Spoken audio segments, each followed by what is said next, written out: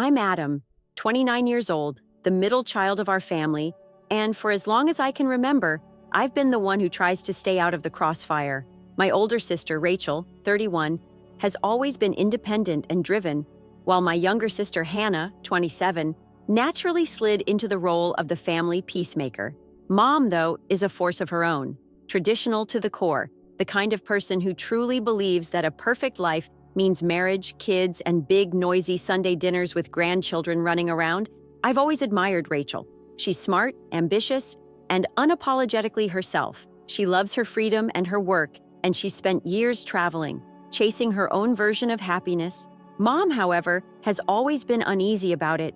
In her eyes, Rachel's life isn't complete without marriage and kids. It's an old song we've all heard 100 times, usually at dinners or family holidays when mom can't help but slip in not-so-subtle comments like, "Don't you want someone to share all this success with?" It was during one of those dinners a few months ago that everything came to a head. I remember the evening clearly.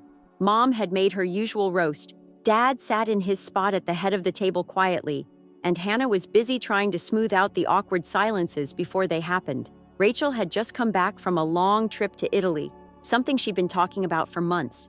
Mom was in full concerned parent mode. "Did you meet anyone special on your trip?" she asked Rachel with a hopeful smile that only someone with a single mission in life could wear. Rachel paused for just a second, then answered as honestly as she always does. "No, Mom, I wasn't looking for anyone special. I just wanted to enjoy my trip. For most families, that would have been the end of it, but not for ours." "You know, Rachel," Mom said, her tone carefully edged with concern, "you're not getting any younger. Time isn't on your side." Rachel sighed, her patience thinning but not yet gone. "Mom, I've told you before, I'm not worried about that." Then it happened. For the first time, Rachel stopped dancing around the subject. She looked Mom dead in the eye and said the words that changed everything. "I'm not having kids. Ever." The room froze. Dad's fork paused halfway to his mouth, and even Hannah, who's usually great at diffusing tension, didn't know where to look. The air felt heavy, like someone had just dropped a bomb in the middle of the table. Mom's face went blank for a second before her expression twisted into shock. "What did you just say?" Rachel didn't waver. "I don't want kids, Mom. It's not part of my plan." Mom's reaction was immediate and intense. "How can you say that? You'll regret it when you're older, when you're alone and there's no one to take care of you. You're being selfish, Rachel." Rachel didn't raise her voice, but I could see her fingers gripping the edge of the table. "I'm not being selfish. I just don't feel the need for kids to make my life fulfilling. I'm happy the way I am." "You think you're happy now," Mom snapped, "but that won't last. Family is everything. That's what I've spent my whole life building for you." Dad didn't say a word, and I knew he wouldn't. He's always been the quieter parent, supportive in his own way, but never willing to challenge Mom when she digs in. Hannah, ever the peacemaker, finally spoke up, her voice soft. "Maybe we should just drop this for tonight." Mom ignored her. "Rachel, you're the eldest. It's your responsibility to carry on the family. Do you know how much that means to me?" Rachel looked calm on the outside, but I could see the frustration behind her eyes. "It's not my job to live the life you want, Mom." The conversation ended there, but the damage had already been done. We all sat in strained silence, pretending to finish our meals while Mom looked like she'd just been betrayed. That night, as we all went our separate ways, I felt the weight of it settle on my shoulders. I didn't want to get involved. I never do, but I couldn't shake the feeling that things were going to get worse, and they did. In the weeks that followed, Mom couldn't let it go. Every phone call, every text from her was loaded with subtle jabs about how Rachel would change her mind eventually, or how life isn't meant to be lived alone. Rachel brushed it off the best she could, but I knew it was wearing on her. Mom's disappointment wasn't just vocal, it was palpable. Hannah and I found ourselves stuck in the middle, though we reacted in different ways. Hannah sided with Mom more and more, saying things like, "I don't want to be the only one left to carry on the family name." I tried to stay neutral, to keep the peace, but the tension was impossible to ignore. It wasn't just Mom. Soon, the whole extended family knew. Aunts and uncles would ask me at gatherings, "What's wrong with Rachel? Why doesn't she want a family?" Like it was a sickness she needed to be cured of. Mom couldn't accept Rachel's decision, and Rachel wasn't going to change.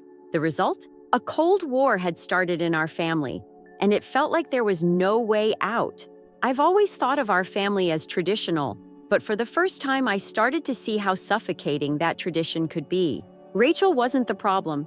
She was just the first one brave enough to stand up and say it out loud.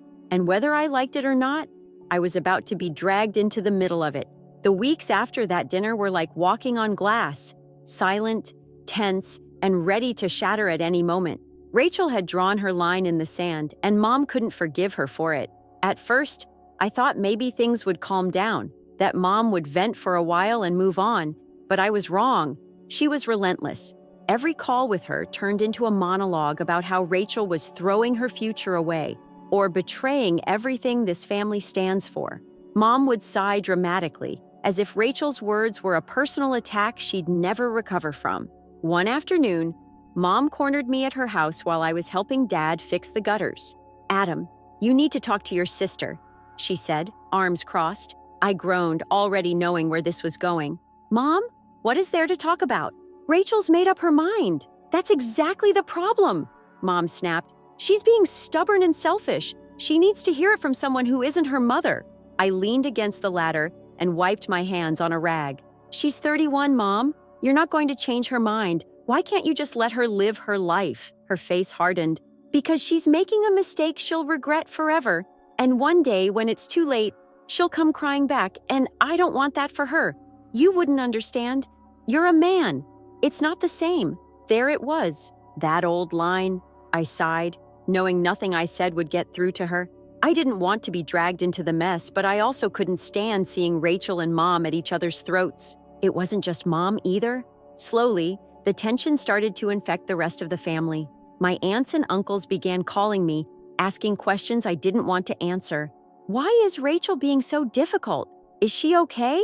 Has something happened to her?" They spoke about her decision like it was some tragic event that needed fixing, as if Rachel had declared she was moving to a deserted island. The worst part? Hannah started chiming in. At first, she stayed quiet, but as the weeks dragged on, her frustrations became more vocal. One night, I got a call from her while I was watching a game. "Adam, don't you think Rachel's being selfish?" Hannah asked. I muted the TV, surprised by how tired she sounded. "I don't know, hon, it's her life," Hannah sighed. "But it doesn't just affect her. Don't you see that? Mom's a wreck, and it's not fair to me either. I'm the youngest, and suddenly, all the pressure to carry on the family is falling on me. That's not Rachel's fault," I said, trying to keep my voice calm. "Mom's the one who's putting this on you, not Rachel. She could at least try to understand where Mom's coming from," Hannah muttered. "Family's supposed to support each other. Support works both ways," I shot back, frustrated now. "Rachel's not asking for anything from anyone. She just wants to live her life." Hannah didn't reply right away, and when she did, her voice was softer. "I just don't want to be the only one left to make Mom happy." That hit me hard. I couldn't blame Hannah for how she felt. She'd always been the one to smooth things over when Mom got upset, and I could see that burden starting to crush her. But Rachel wasn't the villain here. Mom, however, seemed determined to paint her that way. Thanksgiving was the final blow. We all sat down to dinner, trying to pretend things were normal. Mom had cooked her usual feast, and for the first few minutes, everything was fine. Then, out of nowhere, Mom raised her glass and said, "I'm just so thankful for my family this year and for the grandkids I know I'll have someday. Although I guess I can't count on everyone to make that happen." Rachel froze mid-bite, her jaw tightening. I felt Hannah tense beside me, and Dad, as usual, stared down at his plate like he wanted to disappear. "Mom, don't," Rachel said quietly. "I'm just saying what everyone's thinking," Mom replied innocently, though her tone was sharp. "It's heartbreaking to see my eldest daughter reject everything I worked so hard to build." Rachel dropped her fork. "I've already told you. I'm not having kids. Why can't you accept that? You'll regret it," Mom said, her voice rising. "When you're old and alone, you'll wish you'd listened to me." Rachel pushed back her chair. "I'm done. I'm not going to sit here and let you guilt me into living the life you want." "It's my choice, Mom, not yours." The room fell silent. Mom looked like she'd been slapped, and Hannah turned her face away, tears in her eyes. I wanted to say something, but what could I say? I felt like I was watching a train wreck in slow motion, and there was nothing I could do to stop it. After dinner, Rachel left without saying goodbye. Mom pulled me aside, her eyes red and angry. "Do you see what she's doing to this family, Adam? She doesn't care about us at all." "She cares, Mom," I said, exhausted. "You're the one who can't accept her for who she is." "Then maybe I need to rethink her place in this family," she said coldly. That was the moment I knew this wasn't going to blow over. Mom wasn't just upset, she felt betrayed. Like Rachel's choices were a personal attack against everything she stood for, and Rachel wasn't going to back down. In the days after Thanksgiving, the silence in the family group chat was deafening. Hannah stopped replying to Rachel's messages, and Mom barely mentioned her name. I felt like I was caught between two opposing sides in a war I didn't sign up for. For the first time in my life, I saw the cracks in our family, deep and impossible to ignore. Mom's version of family had always been about control, and Rachel had dared to challenge that. And now, we were all paying the price. After Thanksgiving, things only got worse. Rachel had drawn a hard line, and Mom took it personally, almost like she had been betrayed by her own flesh and blood. The days that followed were filled with silence, tension, and whispered phone calls. Mom didn't outright say it, but she had effectively cut Rachel off. At first, I didn't think she was serious. How could a disagreement about life choices turn into something so extreme? But then Adam showed me her true colors. I remember the day I found out Mom removed Rachel from the family trust. I had stopped by the house to help Dad with some yard work. When I went inside to grab water, I overheard Mom on the phone. Her voice was low but sharp, a tone she reserved for when she was dead serious. "She's made her choice, and I've made mine," she said. "Ungrateful children don't deserve family blessings." I stopped in my tracks. She was talking to Aunt Karen, one of our nosy aunts who always knew everyone's business. I felt like someone had punched me in the gut. Mom wasn't just angry. She was punishing Rachel. Later that night, I texted Rachel, trying to gauge how she was doing without mentioning what I'd overheard. "Hey, are you good? Been quiet lately?" Her response came hours later. "I'm fine, just tired of fighting a losing battle." I wanted to tell her about the trust, but what good would it do? She was already pulling away. For the first time, I realized Rachel wasn't just taking space. She was preparing to leave for good. A week later, Mom called for a family meeting. "We need to talk," she said over the phone. Her tone made it clear it wasn't optional. I knew what was coming. Rachel agreed to come, but reluctantly. When we all gathered in the living room, the air was thick with unspoken words. Mom sat in her usual spot, with Dad next to her, looking like he wished he were anywhere else. Hannah was perched on the edge of the couch, arms crossed, already on Mom's side. Rachel walked in last, her face calm but distant, like she'd already built a wall around herself. Mom wasted no time. "Rachel, I've given you space to think about your choices, but this has gone on long enough. You're tearing this family apart." Rachel stayed quiet, her expression unreadable. Mom continued, her voice rising. "It's your duty as the eldest to carry on this family. I didn't sacrifice everything so you could throw it all away." "Throw it all away?" Rachel repeated, her voice cool. "What exactly am I throwing away, Mommy? My life? My happiness? You think you're happy now, but you'll regret this. When you're alone with no one to care for you?" "That's enough, Mom," I said, cutting in. I couldn't listen to it anymore. "Rachel's not responsible for making you happy." Mom shot me a glare, but I didn't back down. Rachel looked at me, surprised, but grateful. Hannah, however, wasn't having it. "Adam, don't make this worse," she said sharply. "Mom has a point. Rachel's being selfish. You know she is." Rachel turned to her, her voice low but steady. "I'm not asking you to agree with me, Hannah. I'm asking you to respect my decision. That's all." Hannah shook her head, her face flushed. "You don't get it. If you don't step up, it's all on me." "I don't want that responsibility, Rachel." Rachel stared at her for a long moment. "That's not my fault. If you're feeling the pressure, talk to Mom. Stop blaming me for living my own life." It felt like a bomb had gone off in the room. Mom stood up, her voice trembling with rage. "Get out. If you won't be part of this family, then you don't belong here." Rachel didn't flinch. She looked at all of us, her gaze lingering on me. "I hope one day you'll see this isn't my fault. I'm done being the villain in your story." And with that, she left. The house was silent after Rachel walked out. Dad sat with his head in his hands while Hannah stormed upstairs, slamming her door. Mom turned to me, her voice soft now, almost pleading. "Adam, you need to understand. I'm doing this for her own good. One day she'll thank me." I couldn't even look at her. No, Mom, you're doing this for yourself. You're mad because she doesn't want the same life you did. She blinked at me, stunned. I don't understand how you can defend her after everything. Because she hasn't done anything wrong, I said, my voice shaking. You're the one pushing her away. Mom didn't respond. And for the first time, I saw doubt flash across her face. When I left that night, I sat in my car for a long time, trying to process everything. Rachel was gone, Hannah was siding with Mom, and Dad was too spineless to stand up to anyone. I felt like I was stuck in the middle, trying to hold on to a family that was already breaking apart. Days turned into weeks, and the divide became clearer. Mom started spreading her version of the story to the extended family. I got calls from Aunt Karen, Uncle Mark, and a few cousins asking me if Rachel was okay, saying they'd heard she was giving up on the family. It didn't take much to figure out where they got that idea. Meanwhile, Rachel went completely silent. I sent her a few texts here and there, just checking in, but her replies were short. I'm fine, Adam. Don't worry about me. Hannah, on the other hand, grew colder.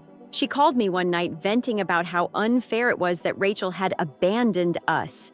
You don't get it, Adam, she snapped. You're always on the sidelines. You don't see how hard this is on Mom. I see it just fine, I replied. But you're blaming the wrong person. Mom's the one making this a war. Well, someone has to pick up the pieces, she muttered before hanging up. The weight of it all was exhausting.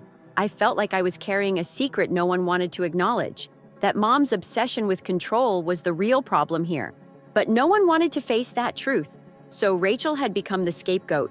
One night, Rachel called me out of the blue. Her voice was steady, but I could hear the exhaustion beneath it. How are you holding up? I asked her. She laughed bitterly. I should be asking you that. You're the one stuck in the middle. I just hate seeing this happen, I admitted. It doesn't have to be like this. Maybe not, she said quietly, but it's not my job to fix it. I didn't cause this, Adam. Mom did. She was right. For years, we'd all tiptoed around Mom's expectations, afraid to upset her. Rachel was the first to stand up and say no, and now she was paying the price. Thanks for sticking up for me, Rachel added after a pause.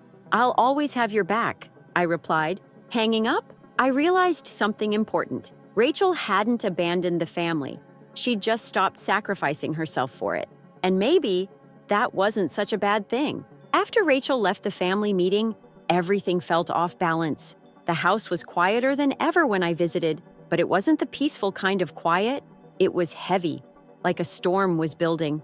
Mom barely spoke to me unless it was to throw subtle jabs about Rachel. Hannah, meanwhile, had completely embraced her role as the dutiful child. You know, Hannah said one evening while I was visiting our parents, this wouldn't be so bad if Rachel just swallowed her pride and apologized. She's making Mom miserable. I sighed, holding back my frustration. Why is it Rachel's job to apologize? She's not the one turning this into a war. Hannah shook her head, a bitter edge in her voice. Because she's the one who started it. She knows how Mom feels. And she's still refusing to budge. You can't just ignore family. I opened my mouth to argue, but I stopped myself. Hannah wasn't going to see it my way. She didn't want to see it. I'd never realized how much of Mom's mindset had rubbed off on her until now. Over the next few weeks, Mom doubled down on her stance. It wasn't enough to push Rachel away. She wanted to make sure everyone else stayed firmly on her side. Every family gathering, every phone call, every offhand conversation became an opportunity for Mom to remind us how selfish Rachel had been. She doesn't care about this family, she told me one evening as she stirred a pot in the kitchen. I gave her everything, and this is how she will repay me. Mom, you're not being fair, I replied, trying to stay calm. Rachel's not doing this to hurt you. She's just living her life. Mom slammed the spoon on the counter, her eyes sharp. Living her life? Adam, she's tearing this family apart. She's made it clear she wants nothing to do with us. That's not true, I shot back. She wants space because you refuse to respect her choices. It's not the same thing. Mom shook her head, her anger giving way to a tight, bitter sadness. You'll see. When she's old and alone, she'll regret everything. And by then, it'll be too late. I didn't argue with her after that. It felt like talking to a wall. Mom didn't want to see Rachel's side. She just wanted control. The tension between Mom and Rachel seeped into the rest of the family. Aunts, uncles, cousins, everyone had an opinion. and most of them weren't shy about sharing it. I'd get calls from people asking if Rachel was okay, saying they'd heard she abandoned the family. I knew exactly where those rumors were coming from. It was exhausting. I felt like I was running damage control for something I didn't even cause. Hannah, meanwhile, was starting to crack. At first, she played the role of the peacemaker perfectly, agreeing with Mom, avoiding Rachel, and trying to keep things together. But it didn't take long for Mom to shift her focus onto her. "You're the only one I can count on now," Mom would tell her, in that overly dramatic tone she always used. "This family's future depends on you." At first, Hannah took it as a compliment, but I could see the pressure getting to her. She'd call me late at night, venting about how tired she was. "It's like I'm the only one holding everything together," she said one night, her voice trembling. "Mom keeps piling everything on me, and it's too much. Why doesn't Rachel see what she's doing to us?" I wanted to shake her. "Hannah, listen to yourself. Mom's doing this. Rachel didn't ask you to take all this on." She didn't respond right away, and when she did, her voice was soft. "Maybe you're right. I don't know how to make her happy anymore." "You can't," I told her firmly. "That's the point. Mom's expectations are impossible. You'll burn yourself out trying." Hannah didn't say anything after that, and I could tell the cracks were starting to form. Then, out of nowhere, Mom's financial troubles became the next big crisis. Adam told me first. Apparently, Mom had been overspending, something about house repairs, medical bills, and the stress of everything happening. "She's been dropping hints that we should help," Adam said one evening while we grabbed dinner. "Hannah's already offering to pitch in." "I don't know, man. It feels like a trap." Of course it was. Mom had found another way to reel us in.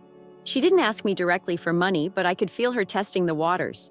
"I can't do it," I told Adam firmly. "If I start giving her money, she'll never stop. You know that." "I get it," he said, but I could tell he was struggling with guilt. Hannah, on the other hand, jumped in without hesitation. I found out she was covering a big part of Mom's bills, and it only made her resentment toward Rachel grow stronger. "She left us to deal with this," Hannah told me angrily one night over the phone. "Rachel's off living her perfect little life while we're cleaning up her mess." I couldn't help it, I snapped. "This isn't Rachel's mess, Hannah. It's Mom's. Rachel didn't cause this. She just stopped letting Mom control her. Maybe you should try doing the same." Hannah hung up on me. I didn't care. Someone needed to say it. Mom must have sensed things were spiraling because she called another family dinner. I wasn't going to go, but Adam convinced me it was worth showing up just to keep the peace. When I walked in, I immediately regretted it. Mom was at the head of the table, looking smug, and Hannah sat beside her, stone-faced. The dinner started off fake and polite. Mom asking about work, Hannah barely speaking to me, but it didn't take long for the tension to boil over. "Adam," Mom said, setting down her fork dramatically, "don't you think it's time Rachel stopped this nonsense and came back to the family?" I sighed. "Mom, we're not doing this." "I told you, Rachel's not the problem here." Hannah slammed her fork down. "Of course you're on her side. You've been enabling her this whole time." "Enabling her?" I shot back. "Rachel's just living her life. You're mad because she won't let Mom run it for her." Hannah turned on me, her face red with frustration. "You don't get it, Adam. You're not the one stuck dealing with everything. You don't care about the family. Neither of you do." Mom chimed in, tears in her voice. "All I ever wanted was a happy family."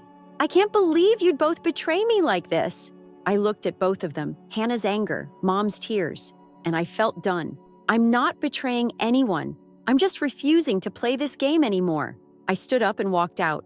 The drive home felt surreal, like I just watched my family collapse in real time. I called Rachel as soon as I got home. "Hey," I said when she picked up. "It's getting worse." She sighed like she wasn't surprised. I figured, "How's Hannah?" "Mad at everyone," I replied. "She's taking it all on herself." Rachel was quiet for a moment. "You can't save her, Adam. She has to realize it on her own." I knew she was right. I couldn't fix this. None of us could. That night, I lay awake thinking about everything. For so long, I'd tried to stay neutral, to keep the peace, but I couldn't anymore. The truth was simple. Mom had pushed Rachel away, and now she was trying to break the rest of us too. Something had to change. After the disaster at dinner, I knew something had shifted inside me. For years, I'd been the quiet one, the easygoing brother who stayed out of the drama, but now I couldn't unsee it. The more I thought about the way Mom and Hannah behaved, the more I realized how toxic the whole situation had become. Rachel wasn't wrong for setting boundaries. She wasn't wrong for living her life. But somehow, our family had twisted it into a betrayal, a crime against tradition, and I was just as guilty for standing by, letting it all happen. That night, I stayed up replaying the dinner in my head. I thought about Rachel's calm voice, Mom's dramatic tears, and Hannah's simmering resentment. It was like everyone had fallen into the roles Mom had written for us. Rachel, the rebellious daughter, Hannah, the loyal caregiver, and me, the guy who tried to play mediator but never succeeded. I didn't want to play that role anymore. The next day, Hannah called me. Her voice was tight, like she'd been holding back tears. "Adam, I can't do this," she said. "Mom won't stop. She keeps telling me I'm the only one holding this family together, and it's too much." I leaned back in my chair, the phone pressed to my ear. "Hannah, I've been trying to tell you, this isn't your responsibility. Mom's putting all of this on you because she knows you'll carry it." "You don't get it," she snapped, her voice breaking. "I have to. If I don't do it, everything will fall apart. You and Rachel walked away. I'm the only one left." I stayed quiet for a moment, trying to choose my words carefully. "Hannah, nothing's going to fall apart. That's just what Mom wants you to believe so she can keep control. You can't fix her. You can't fix this. Then what am I supposed to do?"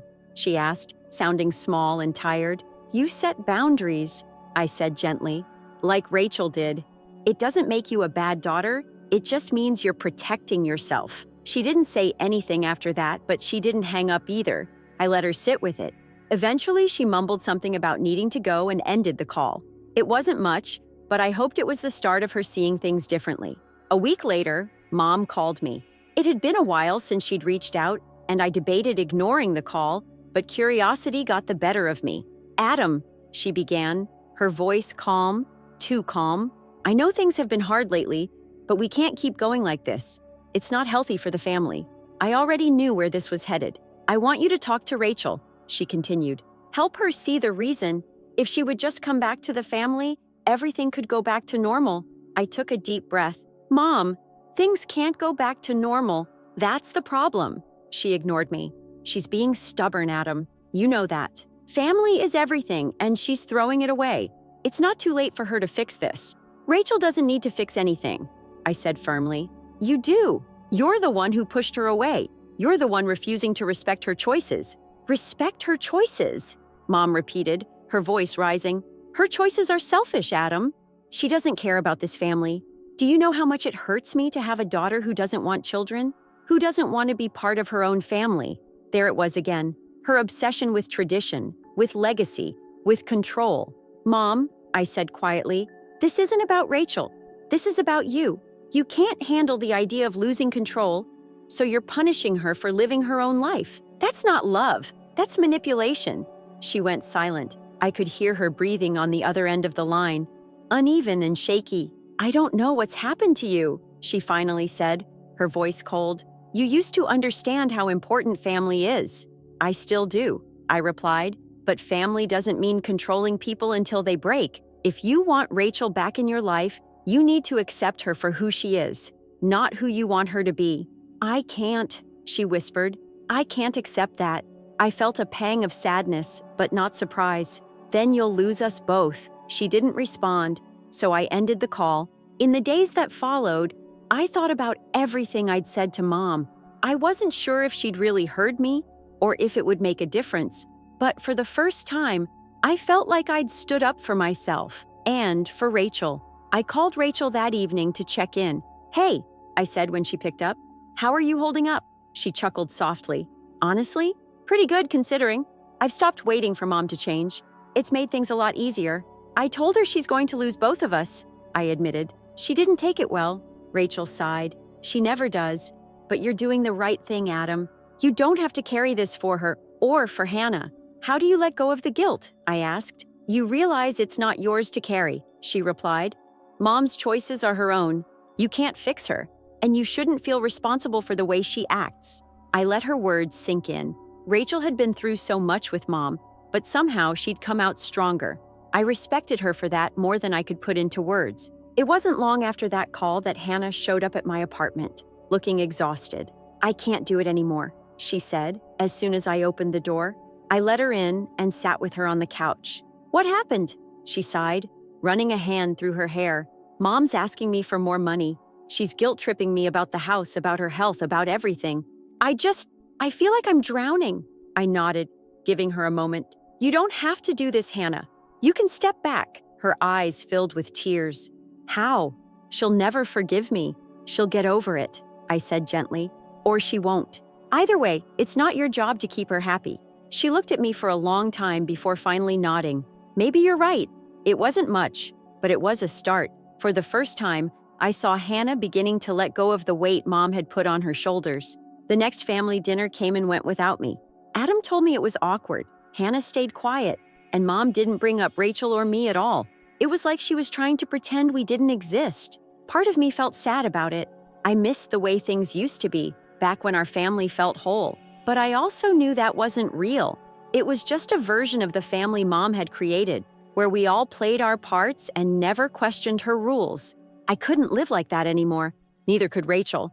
Hannah was still finding her way, but I had hoped she'd get there too. For now, I'd done what I could. I'd set my boundaries, I'd spoken my truth, and I'd stopped letting Mom's expectations dictate my life. It wasn't easy. It never would be. But for the first time, I felt like I was free. In the weeks following Hannah's breakdown, I noticed a shift. She wasn't entirely out of Mom's grasp, but she was learning to pull back. It wasn't easy for her. Mom had always relied on Hannah's loyalty, but little by little, she was starting to realize she didn't have to carry everything on her own. I could see Rachel's influence in her decision, though Hannah probably wouldn't admit it yet. As for me, I felt lighter than I had in years. The weight of always trying to keep the peace was finally gone. I wasn't tangled in guilt or obligation anymore. Rachel and I had both stepped back in our own ways, and while the family dynamic was still fractured, I knew this was healthier than pretending everything was fine. Rachel called one evening, and we caught up like we always did. You know, she said, a little softer than usual, I'm proud of you, Adam. You stood up to Mom. That's not easy to do. I think I finally get what you've been saying all these years, I admitted. Boundaries aren't about pushing people away. They're about protecting yourself. Exactly, Rachel replied. I hope Hannah gets there too. I wasn't sure what the future would hold for Hannah. She was still at Mom's side, balancing her need for approval with her growing resentment. But I also knew that we'd both be there for her when she was ready to step back, if she ever was. Mom didn't stop trying to reel us back in. She sent messages, sometimes with guilt-laden phrases like, I hope you don't regret turning your back on family someday, or overly sweet invitations to start fresh at yet another family gathering. I didn't respond. Neither did Rachel. Adam, the old me, might have caved. I would have felt guilty, worried about what Mom thought, and tried to keep the peace again. But now I know better. Mom wasn't looking for reconciliation. She was looking for control. Over time, the dust began to settle. Hannah's calls became less frequent, and Mom's attempts to manipulate us grew quieter, though I doubted they'd ever stop entirely. Rachel and I found peace in our distance from it all. Life moved on. I threw myself into work, spent more time with friends, and enjoyed the calm that came from living my own life on my own terms. Rachel was thriving too, traveling, taking on new projects, and finally free of the family pressures that had weighed her down for so long. One evening, I sat on my balcony thinking about everything that had happened. Our family wasn't what it used to be, and maybe it never would be again. But I realized something important. That wasn't a bad thing. For the first time, we were all choosing what was right for us, not what Mom wanted. Families don't have to be perfect to matter. Sometimes, the healthiest thing you can do is let go of the version of family you thought you needed and accept the one you have. Flaws, fractures, and all. Rachel was right all along. Boundaries don't break relationships. They show you which ones are worth keeping. And this time, I was choosing myself.